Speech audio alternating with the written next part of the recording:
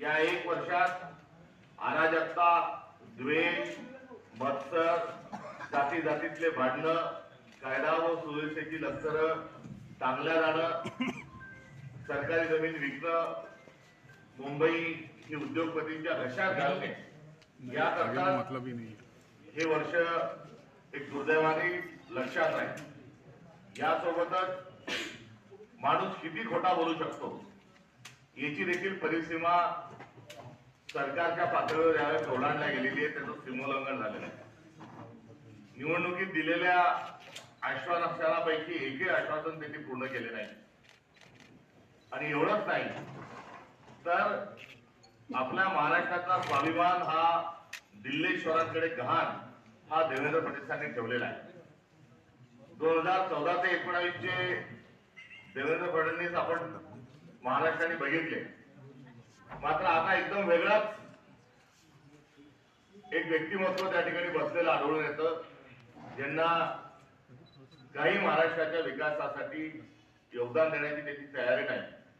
कुठल्याही प्रकारची सभ्यता, लोकशाहीचे संकेत पाळण्याची त्यांची तयारी नाही.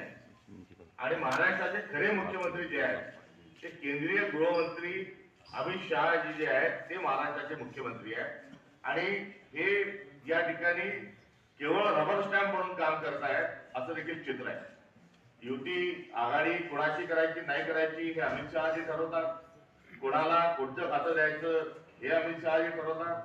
कोणत्या जिल्ह्यातला कोण पालकमंत्री होणार हेही अमित शहाजी ठरवणार.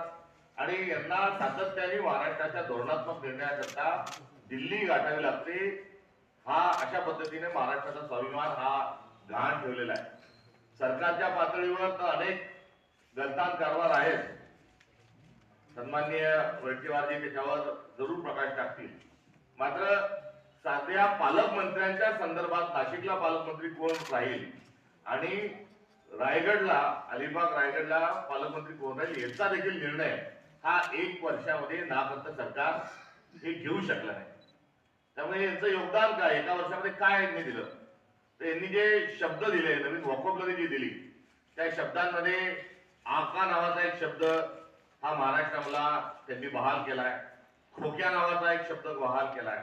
कोयता गँग, रेती गँग यासारखी शब्दावली या देवेंद्र फडणवीसांनी महाराष्ट्राला बहाल केली.